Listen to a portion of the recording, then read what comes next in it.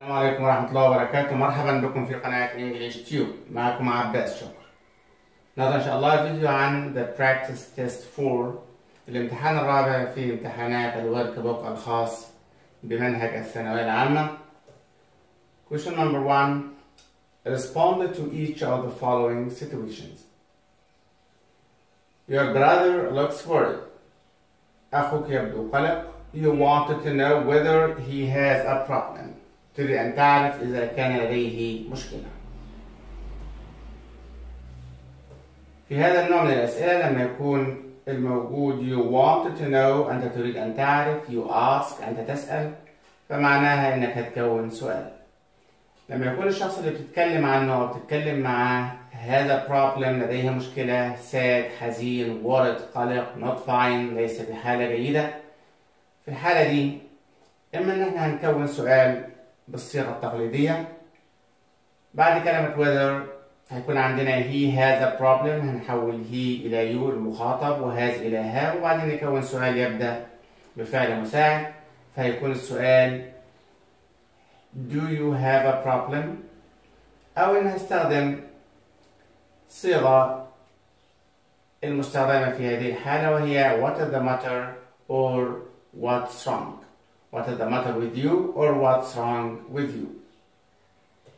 إذا الإجابة what is the matter or is something wrong or do you have a problem.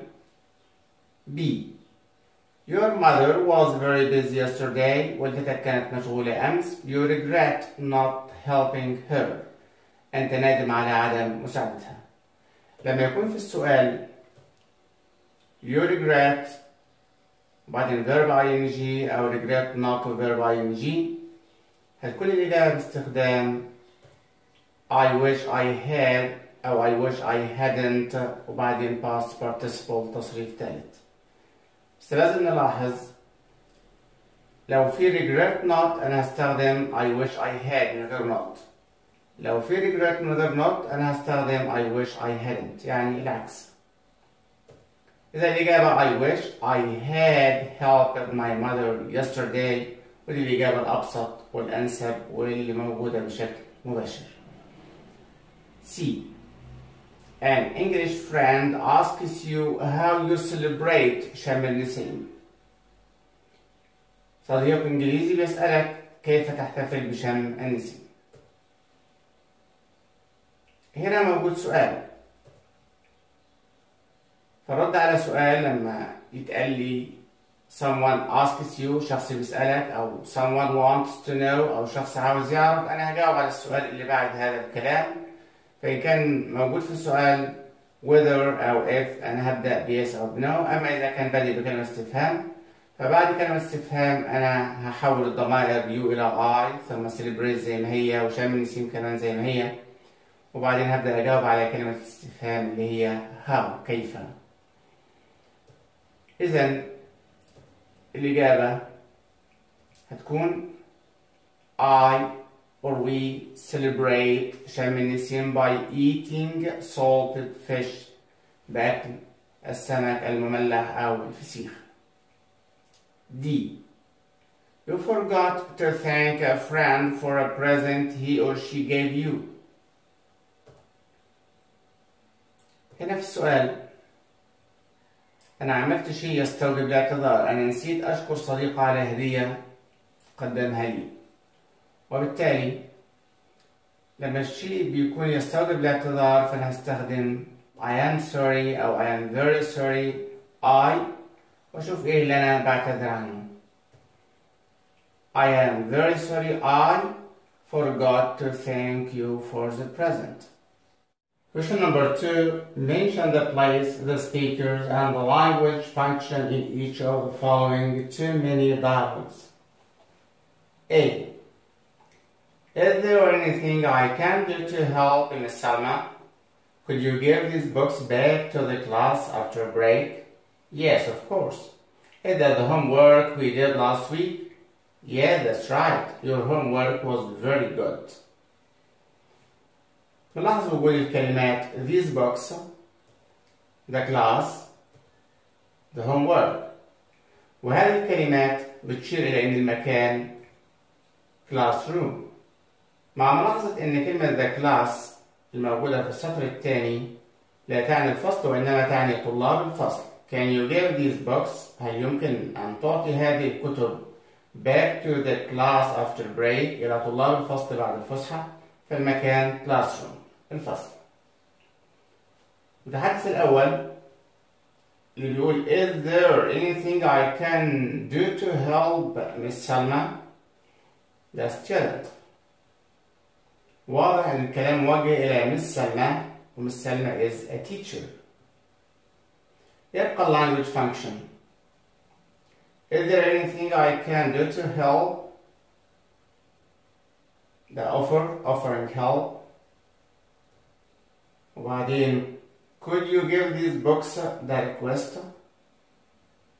Is that the homework we did last week that ask a question? Yeah, that's right, answering a question. So the language functions are offering help, request, ask and answer questions. B. Excuse me, I need to find out about modern farming in Egypt for a university project. All the information on agriculture is on the second floor. Thank you. Can I take any of the books out? Yeah, just bring them to the desk near the entrance. هنا موجود Can I take any of the books out؟ الكلمات المحورية هنا اللي هتفيدنا عشان أعرف المكان. الجملة اللي بتقول هل يمكنني أن آخذ بعض هذه الكتب out خارج هذا المكان؟ والمكان اللي أقدر أروح أخذ منه بعض الكتب وأخرج هو المكتبة، وبالتالي المكان هو library. المتحدث الأول Excuse me, I need to find out about modern university in Egypt for a university project. عايز يعمل مشروع للجامعة فهو university student طالب في الجامعة. وبالتالي اللي بيتكلم معاه في المكتبة هو librarian or library worker موظف المكتبة. أما language function الموجودة Excuse me, I need the request. All the information on agriculture is on the second floor. The giving information أعطى معلومات. Can I take any of the books out? The command request. Yes, just bring the giving instructions. أعطى تعليمات. إذن ask for information and give instructions. أعطى معلومات. Question number 3. Choose the correct answer from A, B, C, or D. Number 1. You'll have to hurry your lesson in half an hour. عليك أن تسرع. درسك سيبدأ in half an hour خلال نصف ساعة. لما يكون الفاعل هو غير عاقل في الحالة دي لما أعبر عن المستقبل أنا بستخدم present simple مضارع بسيط عشان يعبر عن الجداول الزمنية أو المواعيد المحددة في جدول زمني، وبالتالي أنا هستخدم starts. طب كمان start مضارع بسيط لكن الفاعل مفرد فهنستخدم starts بإضافة ls. Number 2. That tower is one of the town's most famous. هذا البرج هو واحد من أشهر landmarks المعالم، marks الدرجات، events الأحداث، products المنتجات في المدينة، وبالتالي الاختيار المناسب هو كلمة landmarks هو واحد من أشهر المعالم. That tower is one of the most famous landmarks. Number 3. I'd like to get a job in the medical work, career, occupation, profession. medical profession المهنة الطبية، وهو شيء شبيه بالإكسبريشن medical profession, teaching profession, engineering profession، المهنة الطبية ومهنة التعليم أو مهنة الهندسة. Number 4. I wish I know or had known or knew or could know where I left my jacket. هنا قاعدة wish. والفعل بعد وش هو في زمن افتراضي أي زمن غير حقيقي. هذا الفعل يكون زمن متأخر عن الزمن الحقيقي للجملة. طيب كيف نعرف الزمن الحقيقي للجملة؟ الزمن الحقيقي للجملة بيعرف بثلاث طرق. الطريقة الأولى أن يكون موجود في جملة منفصلة تماما عن جملة وش، إما تسبق جملة وش ويفصلها عن جملة وش فول ستوب، وإما تأتي جملة وش ثم فول ستوب ثم تأتي هذه الجملة التي تحمل الزمن الحقيقي. الطريقة الثانية أن يكون هناك علامة زمنية، فيكون مثلا موجود yesterday، أعرف أن الزمن الحقيقي ماضي بسيط فالفعل بعد وش يكون ماضي تام. أو يكون في tomorrow or in the future فأعرف أن الزمن مستقبل، فبدل ما استخدم will أو كان استخدم could أو would. أو يكون في now فأعرف أنه مضارع مستمر فهو استخدم ماضي مستمر was a verb ing وهكذا. إذا الطريقة الثانية لمعرفة الزمن الحقيقي هي وجود العلامة الزمنية.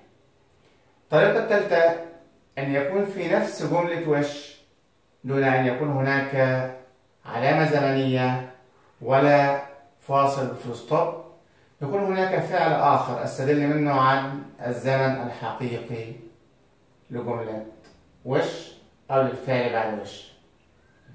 زي ما هو موجود هنا كلمة left. كلمة left في الماضي البسيط، لكن يا ترى هي في الزمن الحقيقي ولا في نفس زمن جملة وش؟ هذا الفعل اللي موجود في جملة وش إذا كان جاء بعد أداة ربط زمنية زي after, before, when, as soon as, by the time، إذا جاء بعد كلمة زمنية فهو في الزمن الحقيقي ومطلوب تأخير الفعل بعد وش خطوة عن هذا الزمن. أما إذا لم يكن هناك علامة زمنية والفعل موجود في نفس الجملة اللي موجود فيها وش لا يفصلها عنها فول ستوب ولا أداة ربط زمنية، فهذا الفعل موجود في نفس الزمن اللي هيكون موجود فيه الفعل بعد وش. وما دام ماضي بسيط احنا كمان هنختار ماضي بسيط فهنختار كلمة new. وده بيفسر ليه خدنا كلمة new مش had known ولا could know. Number 5. Hiba wishes she didn't spend, doesn't spend, hasn't spent, hadn't spent all her money at the weekend. كمان مع wishes أنا لازم أستبعد كل ما هو مضارع، كل ما فيه أي تصريف أول. doesn't مستبعدة لأن doesn't تصريف أول، hasn't مستبعدة لأنها تصريف أول. يبقى عندي didn't spend و hadn't spent. هل في إشارة هل الزمن هنا مضارع بسيط هستخدم معاه ماضي بسيط ولا الزمن الأصلي ماضي بسيط هستخدم معاه ماضي تام؟ ما عنديش غير كلمة at the weekend في العطلة. وهنا مهمة أوي كلمة the، لأن the هنا مع weekend معناها العطلة، عطلة نهاية الأسبوع الماضية. لكن لو كانت weekends كان هيبقى الكلام بصفة عامة وكنت هستخدم didn't spend.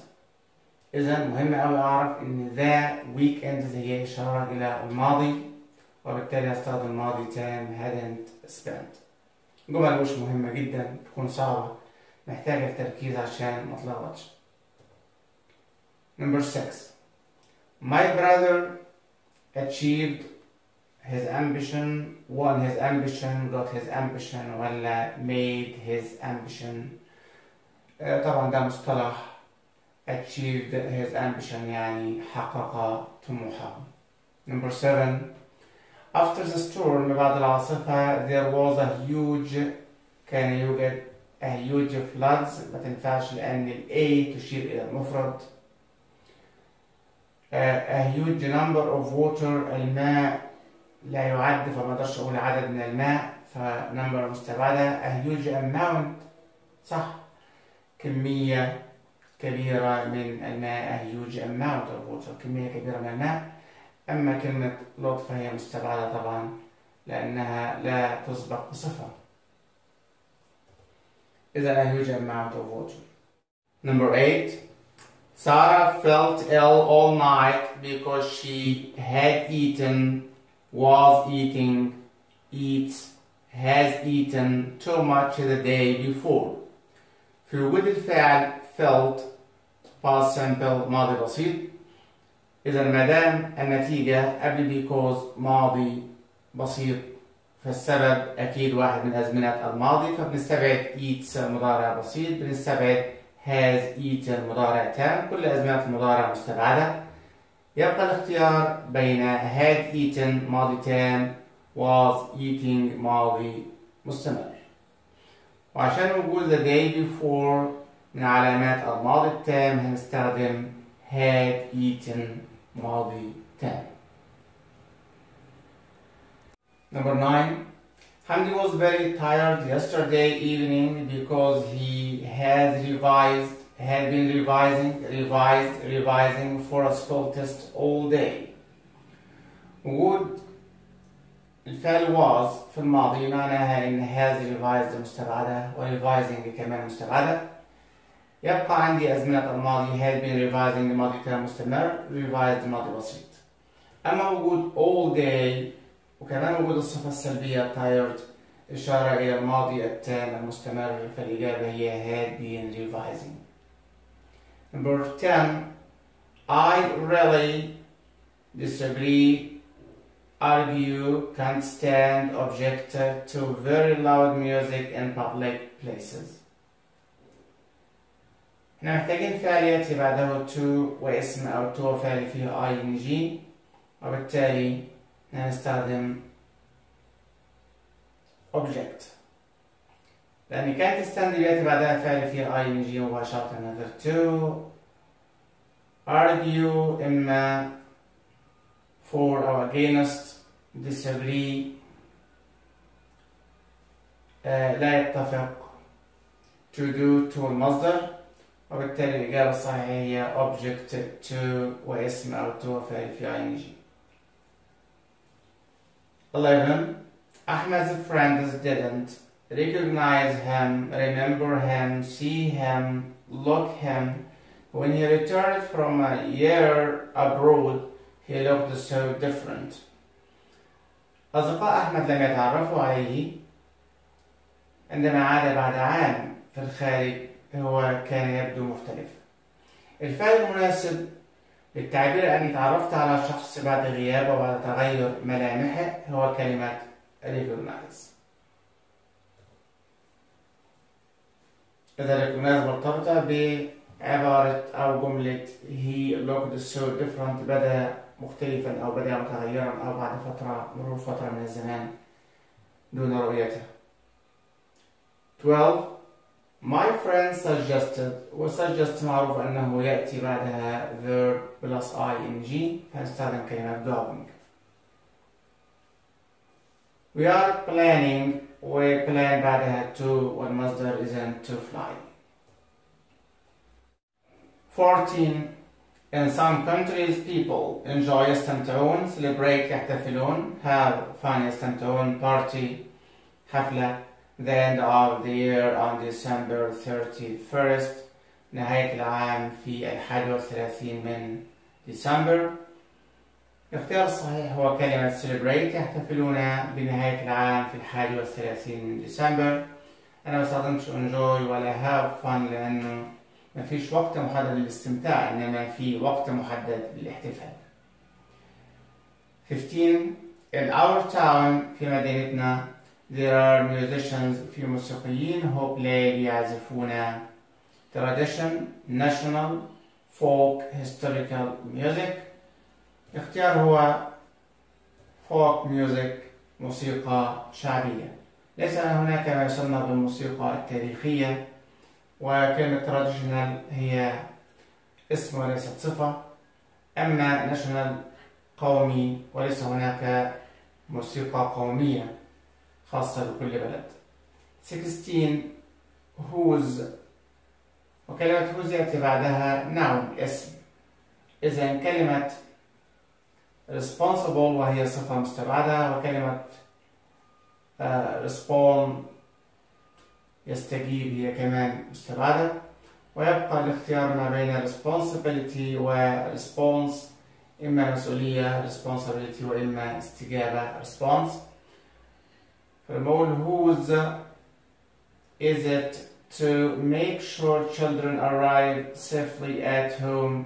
من الذي مسؤوليته أن يتأكد أن الأطفال يصلون بأمان إلى المدرسة؟ إذن الاختيار هو responsibility، مسؤولية من.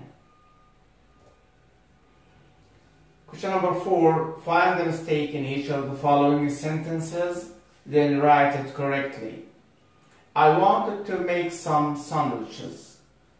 Have you got a bread؟ كلمة bread هي اسم لا يعد وبالتالي لا يصبغ بكلمة A. فالخطأ في كلمة A والتصحيح هو عشان ده سؤال نستخدم كلمة any.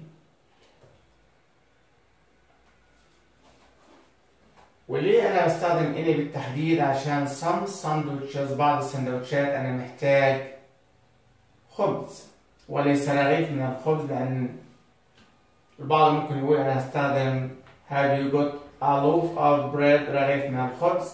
في الحالة دي جرامر صح، لكن المعنى لا يناسب some sandwiches لأني محتاج بعض السندوتشات وليس ساندوتش واحد.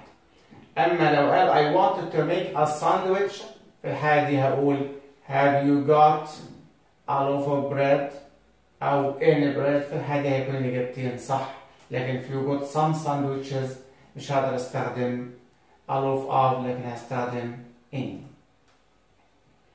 Have you got any bread؟ B. Sahar shouldn't eat too many sweets because she is chronic. هي لا يجب أن تأكل حلوى كثيرة لأنها she is chronic. chronic بمعنى مزمن، لكن الخطأ في كلمة chronic والتصحيح عشان هي ما يجبش تأكل حلوى، فالمرض المرتبط بالحلوى هو diabetic. She is diabetic، مريضة بالسكر أو overweight، عندها وزن زائد. C. I asked my mother whether had she seen my English book.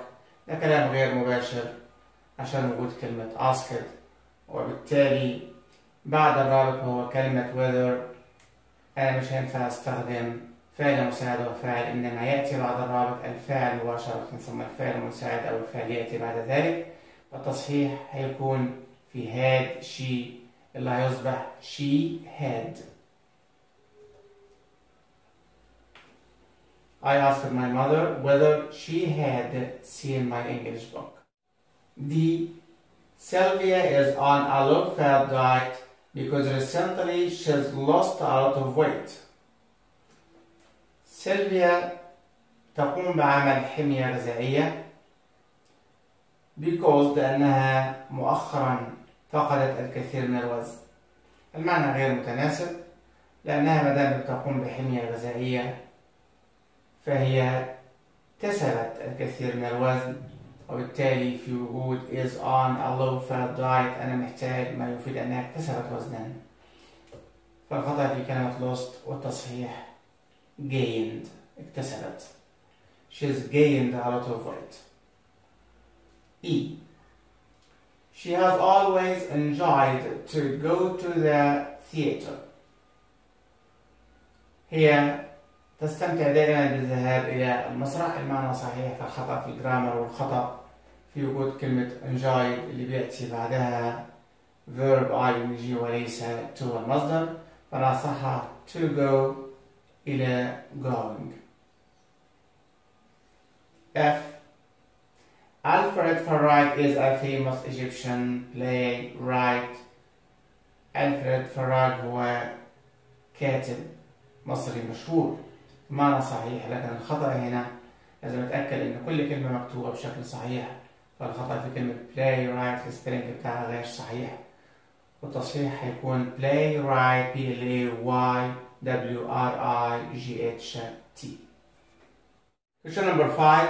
Read the following passage then answer the questions. هنقرأ القطعة هنخمن الكلمات الجديدة والغير معروفة، وهنبدأ ب question number 1. Where does second paleo take place? Question number 2. How long does the race last?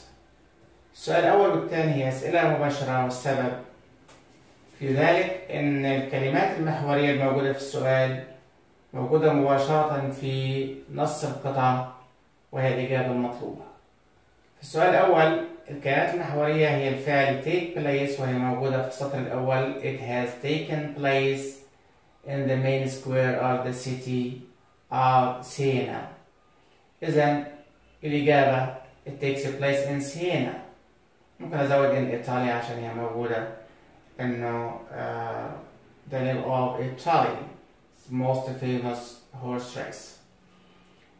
Question number 2. How long does the race last? الكلمة المحورية هي كلمة last، يستمر، وهي موجودة في السطر قبل الأخير. The race lasts around 90 seconds. It lasts around 90 seconds.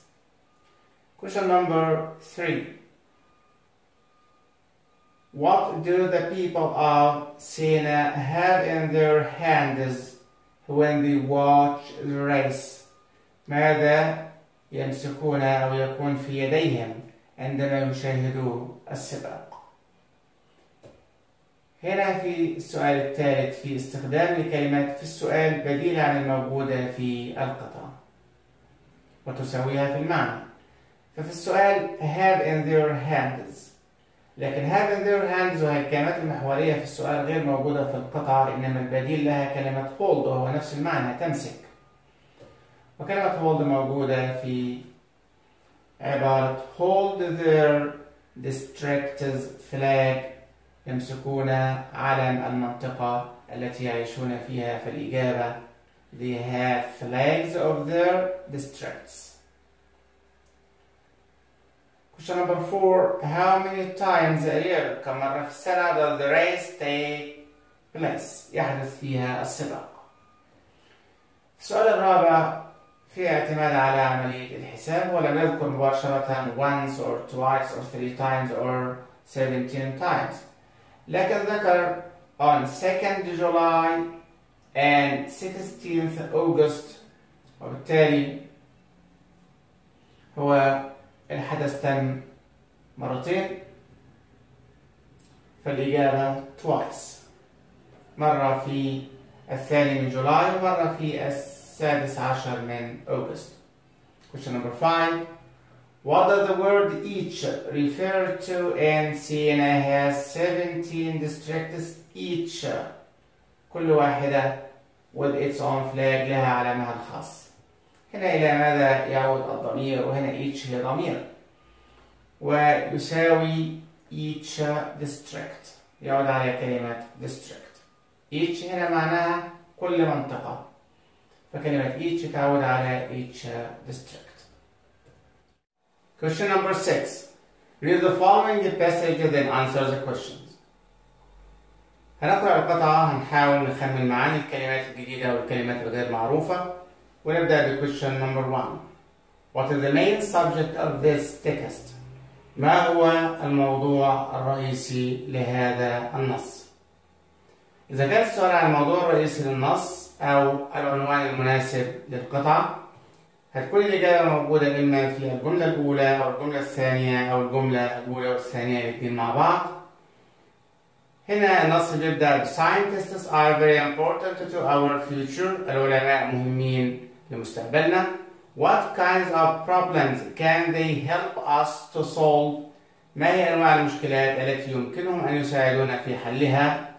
فالموضوع الرئيسي للنص هو What kinds of problems can scientists، هنحذف كلمة they ونضع مكانها كلمة scientists help us to solve، ما الأنواع أو أنواع المشكلات التي يمكن العلماء أن يساعدونا في حلها. فممكن نستخدمها بالنص زي ما هي موجودة كده مع تغيير كلمة they وتحويلها إلى scientists، أو بعبر عن ده بأسلوبي وأقول the ways in which scientists can help us to solve our problems، الطرق اللي بها العلماء يستطيعون أن يساعدونا في حل المشكلات. في question number 2 and question number 3 In what two ways are scientists helping farmers? بأي الطرق أو ما هم الطريقتين اللي بإمكان العلماء يساعدوا الفلاحين من خلالهم؟ Question number 3. How are scientists helping the medical profession? كيف يساعد العلماء المهنة الطبية؟ وفي السؤالين question number 2 and question number 3 بيعتمد السؤال على العلاقة بين الكلمات. لما نيجي نجاوب question number 2 السؤال الثاني هنلاقي الإجابة scientists can help farmers to produce good quality food for the world's growing population. هنا العلماء بيساعدوا الفلاحين في إنتاج طعام ذو جودة جيدة من أجل السكان أو عدد السكان المتنامي في العالم أو المتزايد في العالم. وهنا الجزء ده من الإجابة جزء مباشر جدا لأن الفارمرز موجودة في السؤال وموجودة في الإجابة. لكن كمان الإجابة لسه ما انتهتش لأن في تكملة بتقول إن they can also develop new crops يطورون محاصيل جديدة which do not suffer from diseases التي لا تعاني من الأمراض. وهنا في الجزء الثاني أنا اعتمدت على علاقة كلمة crops المحاصيل farmers الفلاحين. إذا دي إجابة السؤال الثاني. Question number 3 السؤال عن كيفية مساعدة العلماء للمهنة الطبية. وهنا الإجابة scientists too are doing the research into new treatments for serious illness or illnesses.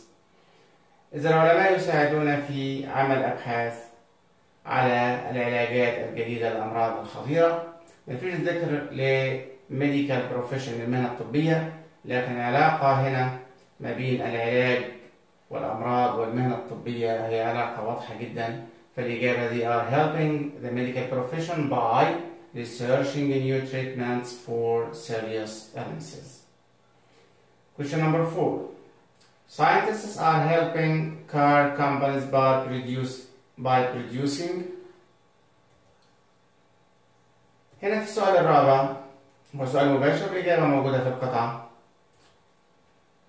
more efficiently موجودة وبالتالي في الإجابة more efficient cars. Question number 5. What does this refer to? And here are just a few of these. إذا هنا السؤال إلى ماذا تعود الكلمة ويعود الضمير these. لما نرجع للجملة اللي موجود فيها هذا النص في السطر الثاني هنشوف كلمة these هي نهاية جملة، فبنرجع للجملة اللي قبلها. What kinds of problems can they help us to solve؟ أي أنواع المشكلات التي يساعدوا في حلها. Here are just a few of these. هنا القليل من هذه. عشان أعرف these بتعود على إيه أنا هاخد كل كلمة من الكلمات المطلوب أختار منها A, B, C, D. The scientists, kinds of food, the farmers, the problems. وأشيل كلمة these وأحطها مكانها. فتبقى ها هنا القليل من العلماء. طبعا الكلام ليس عن العلماء في الجملة السابقة، الكلام عن المشكلات. وبالتالي كلمة these لا تعود على العلماء ولا تعود على أنواع الطعام ولا على الفلاحين، لأن لو شلت كلمة these وحطيت أي كلمة من هذه الكلمات المعنى مش هيكون مناسب. لكن هو بيقول هنا بعض من المشكلات أو هذه المشكلات. إذا الإجابة the problems. إذا في اختيار الضمير المناسب أنا بحذف الضمير وآخد كل الكلمات المطلوب أختار منها أحطها مكان الضمير وأقرأ الجملة وأشوفها في سياق ما قبلها وما بعدها عشان أتوصل للإجابة الصحيحة. Question number 8. Write a paragraph of about 100 words about what you think is the most important scientific discovery or invention of the last 50 years. المطلوب أكتب باراجراف عن أهم اكتشاف علمي أو اختراع في القرن أو في 50 سنة الماضية. The most important invention of the last 50 years. ممكن يكون الموضوع بتاعي بهذا الشكل. The internet is the most important invention in the last 50 years. الإنترنت هو أهم اختراع في 50 عام الماضية. That's why we should make the best use of it. لذلك يجب علينا أن نستفيد منه أكبر استفادة. إذا دي الجملة الرئيسية. بتكلم عن الموضوع أو بوصف الموضوع اللي بتكلم عنه، وبعدين أقول لذلك ماذا ينبغي علينا فعله تجاه هذا الموضوع. ينبغي علينا أن نستفيد منه أكبر استفادة. بعد كده بنوضح ليه هو مهم. The internet has made people's life faster, more comfortable and more enjoyable. الإنترنت جعل حياة الناس أسرع، أكثر راحة وأكثر إمتاعا. You can get all the information you need on the internet. يمكنك أن تحصل على كل المعلومات التي تحتاج إليها على الإنترنت. You can also do banking and pay bills. يمكنك أيضا أن تقوم بالأعمال البنكية وتدفع الفواتير. With the internet، مع الإنترنت، the world is a small village. العالم هو قرية صغيرة. You can communicate with other people all over the world. يمكنك أن تتواصل مع الآخرين في كل أنحاء العالم. Wherever you are، في أي مكان تكون، you find yourself close to your family, relatives and friends. تجد نفسك قريبا من عائلتك، أقاربك وأصدقائك. You can not only talk to them. ليس فقط بإمكانك أن تتحدث إليهم but also see them. يمكنك أن تراهم. Thanks to the internet، بفضل الإنترنت you can study or even work and earn money at home. بإمكانك أن تدرس أو حتى تعمل وتكسب المال وأنت في المنزل. All means of entertainment are found on the internet. كل أنواع التسلية موجودة على الإنترنت. Watching films، مشاهدة الأفلام and matches والمباريات. Reading the newspapers and magazines، قراءة الجرائد والمجلات. And using the social networking sites، واستخدام مواقع التواصل الاجتماعي. Finally، we should make the best use of the internet. يجب أن نستفيد أكبر استفادة من الإنترنت as it is the most important invention in the last 50 years. دي الجملة الختامية، وزي ما اتفقنا قبل كده هي نفس الجملة الرئيسية مع اختلاف الصياغة. وقلنا عشان نحقق هذا الاختلاف في الصياغة، إذا كنت بادئ في الأول بالوصف ثم نتيجة هذا الوصف، أنا هبدأ بالنتيجة ثم أستخدم as اللي تعبر عن السبب، وبعدين أذكر الوصف، وصف الموضوع. ده شكل الباراجراف المطلوب مني. بعد كده number 9. A translate into Arabic. By that time Alexander Dumas was 20. عندما كان ألكسندر توماس عمره 20 عاما. His mother had spent all her money. أنفقت أمه كل مالها. He then went to live in Paris. ذهب في ذلك الحين ليعيش في باريس. There he found work as a secretary to an old friend of his father. ووجد عمل كسكرتير لصديق قديم من أصدقاء والده. B. Translate into English. ليتني استذكرت باجتهاد أكثر عندما كان الوقت متاحا. I wish I had studied harder when I had the time. ما نوعية الموسيقى التي تحب سماعها؟ What kind of music do you like to listen or do you like listening to? ده كل شيء في practice test 4 في الامتحان الرابع في امتحانات الورك بوك 6. إذا عجبك الفيديو دوس لايك and subscribe، وانتظر الفيديو اللي نشرح فيه إجابات practice test 5. Goodbye.